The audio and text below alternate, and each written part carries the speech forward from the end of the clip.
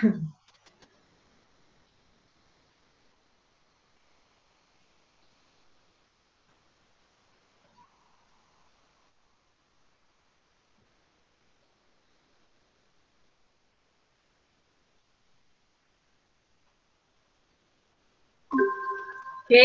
jadi kita nak sambung kepada soalan nombor 5, Percubaan Negeri Terengganu tahun 2020 untuk kertas 2. Rajah 5.1 menunjukkan sistem pencernaan bagi kambing. Sistem pencernaan pokok soalan, so kita dapat gambaran kemungkinan besar soalan ni nak tanya tentang nutrisi, iaitu bab 6 tingkatan 4 bagi kambing. Tak pernah lagi lah keluar kambing kan. So bila stimulus tu tak pernah keluar sebelum ni, tak lazim kan. Jadi kemungkinan boleh jadi soalan kebat lah. Jadi kepada kambing, sebab sebelum ni yang keluar ialah lembu. Jadi kambing ni sama juga macam lembu. Dia adalah haiwan ruminan yang menjalankan peruminatan. Kita tengok kepada sistem pencernaan kambing ni, dia dilabelkan sebagai A, B, C, D. Jangan kita tertukar. Kita ingat kalau A tu of course rumen, B tu reticulum. Tidak. Kita tengok, kalau rumen dia adalah satu ruang yang paling besar. Haiwan ruminan ni dia ada 4 ruang perut. 4 ruang perut. Kalau manusia, kita hanya ada satu je ruang perut. Tapi kalau haiwan ruminan ada 4 ruang perut. Rumen, reticulum, omasum, abomasum. Rumen ni adalah ruang yang paling besar. Kenapa? Kerana dia ada bakteria. Bakteria simbiotik yang akan merembeskan enzim selulis. Enzim selulis ni dia untuk mencerna ataupun menghidrolisis selulosa kepada glukosa. Yang kedua, ruang yang kedua iaitu retikulum juga masih lagi mempunyai bakteria simbiotik ni. Jadi proses hidrolisis itu masih berlaku. Jadi D ini adalah rumen. B ini adalah retikulum. A ini adalah omasum. C ini adalah abomasum yang merupakan perut sebenar. Kenapa dikatakan dia perut sebenar? Kerana dia akan ada enzim-enzim lain, enzim-enzim pencernaan lain yang akan melengkapkan pencernaan makanan yang lain. Nah, selepas abomasum kita akan dapat usus kecil. Jadi dekat omasum ni berlaku peristalsis lah untuk menyingkirkan air kan. Dan ada peristalsis untuk memecahkan makanan tu kepada partikel yang lebih halus. Dan dia di sini juga air akan disingkirkan. Abomasum ni adalah perut yang sebenar. Dia akan ada enzim-enzim pencernaan yang lain. Jadi pada rajah 5.1 labelkan A dan D. Maksudnya disuruh kamu tulis kat sini lah. Pada rajah ini kamu kena tulis A ni apa, D tu apa. So A tu omasum, D tu rumen. Jadi apa berlaku kalau kamu buat kat sini? Contoh buat kat sini kan, pada pandai pula buat kat sini kan. A, apa, omasum. Lepas tu D, minta maaf, D rumen. Sedangkan soalan kata pada rajah 5.1. So kamu tak akan dapat markah. Jangan buat macam ni Kemudian B, terangkan apakah yang akan berlaku apabila makanan memasuki bahagian B. Bahagian B ini adalah retikulum. Tadi kita dah discuss, di retikulum ni juga mempunyai bakteria simbiotik ni yang akan merembeskan enzim selulis. Selulis ini akan mencerna ataupun menghidrolisis selulosa kepada glukosa. Kemudian makanan akan dimuntahkan semula ke dalam mulut untuk dikunyah semula. Itulah peruminatan dan akan ditelan terus pergi ke omasum. Jawapan dia. Okey, yang tadi tu A tu omasom, D tu rumen. Okay, P1 untuk B bakteria atau protozoa merembeskan enzim selulis. Enzim selulis akan menghidrolisiskan selulosa kepada glukosa. Perkataan yang paling tepat ialah menghidrolisis. Kemudian makanan dimuntahkan semula ke dalam mulut untuk dikunyah semula. Nak suruh bagi lembut lagi. Lepas tu dia akan ditelan terus masuk ke omasom. Kita tengok jawapan Amang. Okey, nombor tadi A kan. Omasom. Ejaan kena betul Okey. Rumen 2. Bahagian B ialah retikulum. Tak ada markah tadi kan. Apabila makanan memasuki B, terdapat bakteria protozoa yang akan merembeskan enzim selulis. Very good. So akan dapat P1. Untuk menghidrolisis selulosa kepada glukosa. So itu adalah P2. Selulis enzim, selulosa substrat. Glukosa tu hasil. Seterusnya kandungan retikulum disebut mamahan akan dimuntahkan ke mulut untuk dikisar untuk dikunyah. Tapi kita faham lah maksudnya dikisar dengan gigi. Tapi dikunyah lah kan. Sekali lagi menjadi lebih kecil. So Amar hati-hati dengan penggunaan istilah Seeloknya dikunyah. Dikunyah. Amar dapat mana dikisar ni? Macam blender pula Tapi memanglah istilah dia untuk mengisarkan, tapi sebenarnya dia dikunyah. Okey Jadi kena ada dimuntahkan ke mulut. Sekarang ada yang cakap dimuntah keluar, jatuh atas rumput lepas tu makan balik. Bukan macam tu tapi dimuntahkan ke mulut dan dikunyah sekali lagi supaya makanan tu menjadi lebih lembut untuk senang dicerna. Okey, so Amar dapat 2 markah. Soalan C. Teacher. Ya.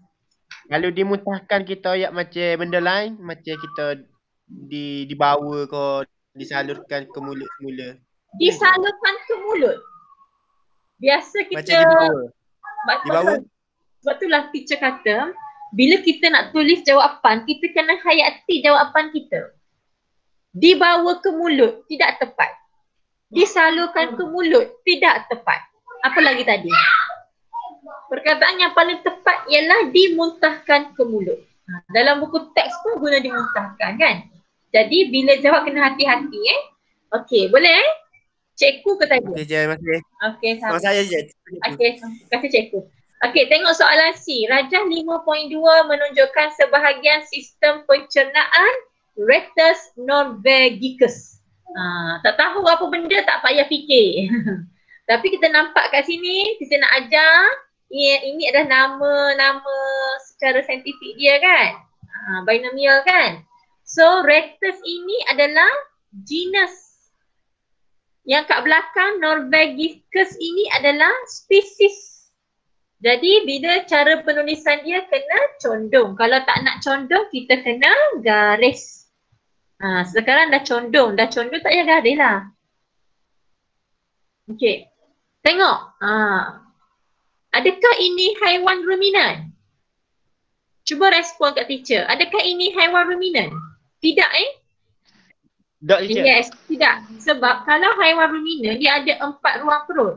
Sekarang kalau kita tengok perut dia hanya ada 1 ruang je. Adakah ini manusia? Kalau tengok gambar kat tadi memang bukan lah kan dengan misai semua kan. Tapi kalau manusia, sikum dan appendix dia kecil. Sekarang cuba tengok gambar ni.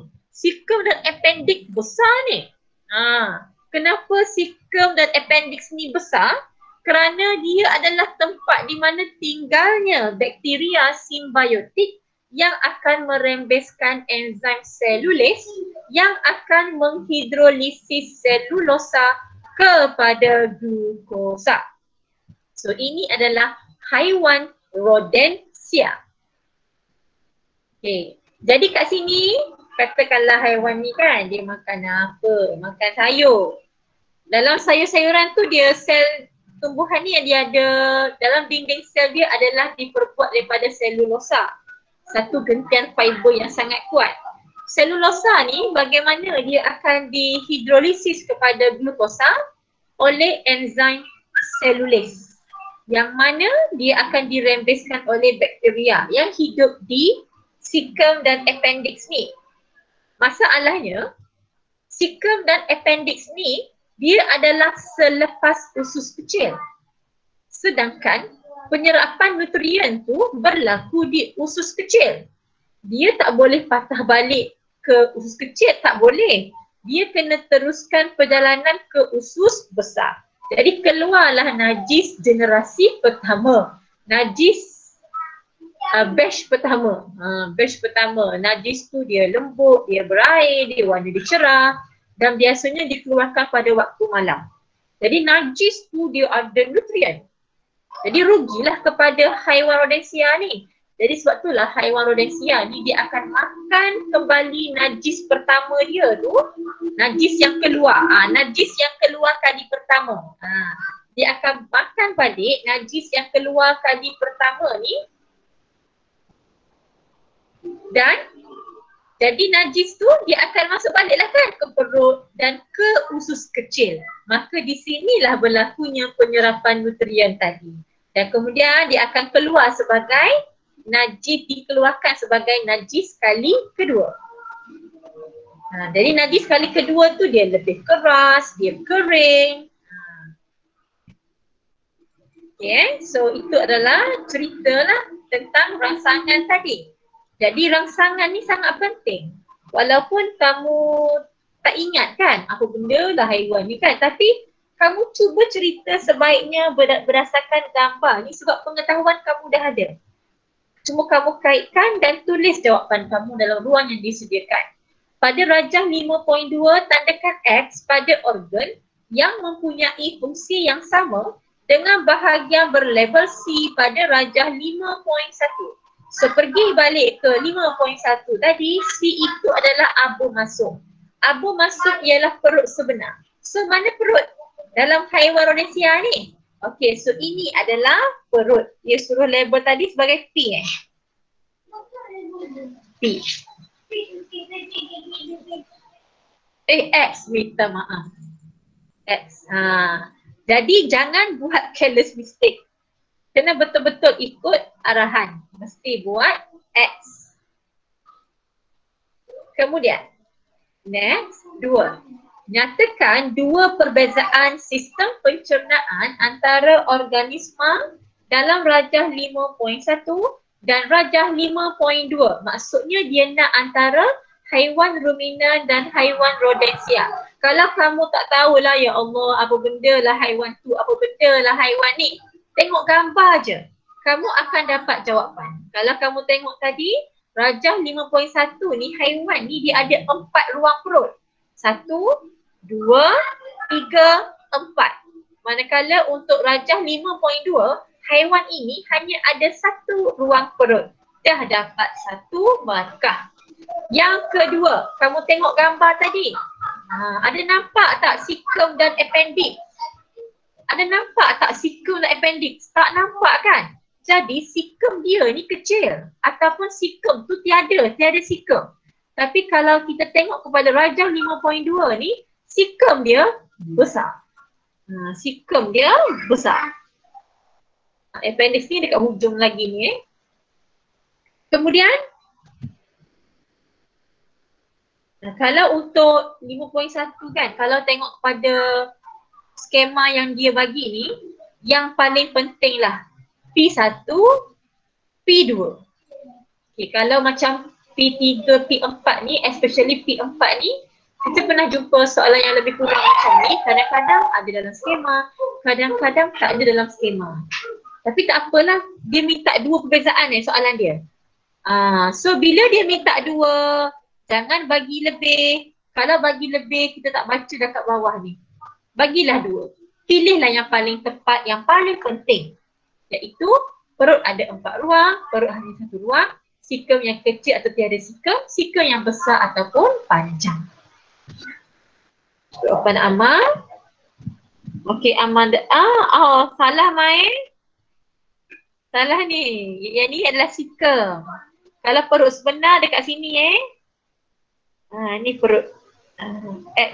Okey, tak apa. It's okay. Good try. Okey, tapi pada soalan perbezaan, 5.1 mencernahkan selulosa dalam perut. Rumen reticulum bagus mencernahkan selulosa dalam sikam. Okey, good. Okey, P3. Okey. Tadi teacher tak baca habislah P3. P3. Selulosa dicernahkan di perut.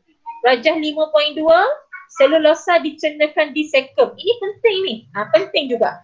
Tapi kamu dahulukan dulu P1 dengan P2 Kalau P4 tu last lah, pilihan yang last Kemudian sikum yang pendek and then sikum yang besar. So dapat lagi P2. Disebabkan soalan tu hanya minta 2, teacher tak akan baca dah yang ketiga ni. Sebab memang jelas soalan tu minta hanya 2 perbezaan. Kecuali kalau soalan ni dia tak minta nak berapa perbezaan. Nyatakan perbezaan. So kita bebas nak bagi berapa pun. Bila dia kata 2, kena bagi 2 sahaja. Betul cakap tadi kena pilih yang penting. Soalan D. Rajah 5.3 menunjukkan satu rawatan pada daun pokok. Permukaan atas dan bawah semua daun disapu dengan lilin untuk mengelakkan dimakan oleh serangga. Terangkan bagaimana rawatan ini memberi kesan kepada tindak balas fotosintesis. Jadi lilin ni dia akan tutup apa? Apa yang ada pada permukaan daun tu? Ada stoma. Bila lilin tu disapu pada permukaan atas dan bawah daun, semua daun tu, stoma pun akan turut tertutup. Ini menyebabkan resapan gas karbon dioksida berkurang. Kan? Bila gas karbon dioksida kurang diserap oleh daun, maka kadar fotosintesis akan menurun. Menyebabkan glukosa yang terhasil pun akan berkurang. Senang je kan yang tu kan? Kadar fotosintesis menurun, lilin menutup stoma, resapan gas karbon dioksida berkurang, kurang glukosa dihasilkan.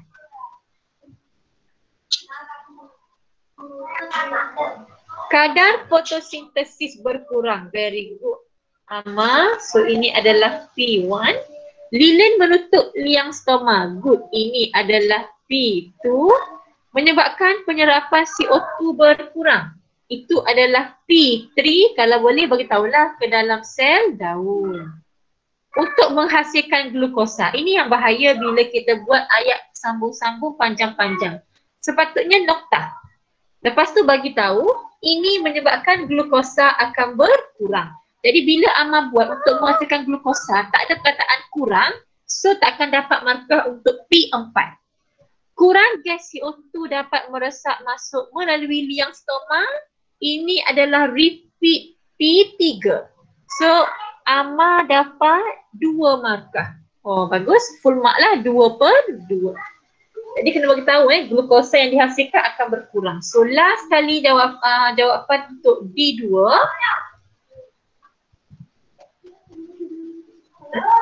Untuk D2, tumbuhan dalam rajah 5.3 merupakan sejenis tumbuhan tropika yang memerlukan keadaan panas dan lembap sepanjang tahun. Cadangkan bagaimana tanaman ini dapat ditanam di negara-negara yang mempunyai 4 musim. Yang ada salji, ada musim panas, musim bunga kan. Jelaskan jawapan anda. Jadi bagi negara yang iklim temperat ni kita kata, iklim sederhana yang ada 4 musim. Jadi ada setengah musim tak dapat nak tanam tumbuhan kan. Jadi bagaimana dia atasi? Dengan menanam tumbuhan itu dalam rumah kaca. Ditanam dalam rumah kaca yang mana dia akan kontrol keamatan cahaya, dia kontrol kepekatan karbon dioksida, dia kontrol suhu. Jadi untuk keamatan cahaya dia tingkatkan dengan lampu buatan. Tapi kalau musim panas melampau, cahaya berlebihan tu dia boleh dihalang dengan menggunakan teduhan. Bumbung. Teduhan pada bumbung dia kan, ataupun pemantul cahaya. Lepas tu CO2 pula dia dibekalkan dengan membakar parafin. Lepas tu suhu atau haba dia dikawal atur dengan termostat ataupun melalui pengudaraan. Kenapa dia kena kawal atur suhu? Sebab suhu yang tinggi itu boleh memusnahkan enzim dalam fotosintesis. Tapi teacher rasa yang paling penting mesti ada C, ada P1, ada P2, ada P3. Kalau P5 ni tak apalah, nak sambung lagi bolehlah. Tapi mesti ada yang penting-penting yang atas ni. Pilih jawapan yang paling penting, yang paling bermakna. Lepas tu yang lain tu bolehlah letak ke bawah. Kita tengok jawapan nama. Tumbuhan tropika ini dapat ditanam dalam rumah kaca. Very good. So sini Amma dapat C dia tagging sebagai C. Namun suhu yang sesuai, keamatan cahaya tinggi dan kandungan CO2 perlu dikawal. So itu adalah P1. Boleh tak? Dapat dikawal. Dapatlah kan ini P1 dan ni. Bagi meningkatkan kandungan CO2 dalam rumah kaca, kita boleh membakar bahan api seperti parafin. Very good. Ini adalah P3. Suhu yang sesuai juga boleh dikawal dengan menggunakan pemanas udara. Suhu. Kalau sejuk sangat termostat. Pemanas udara. Bolehlah tak? Okey, P4. Kita termostat lah kan? Keamatan cahaya tinggi perlu dikekalkan dengan memasang lampu mentol, lampu buatan lah, yang membolehkan tumbuhan berfotosintesis. So, itu adalah P2. Very good. So, max 3. Sebab C ada dan ada banyak P kan. P ada 1, 2, 3, 4, 5 P. 1, 2, 3, 4. 4 P, 1 C. So, max 3 lah. 2, 3, 4, 5, 6, 7, 8, 9, 10, 11. Very good. 11/12. Amal cuma salah yang label perut ni je. Very good. Soalan nombor 5 dapat height mark. Height mark tahniah. Setakat ni ada soalan tak? Tak ada teacher. Okay, tak ada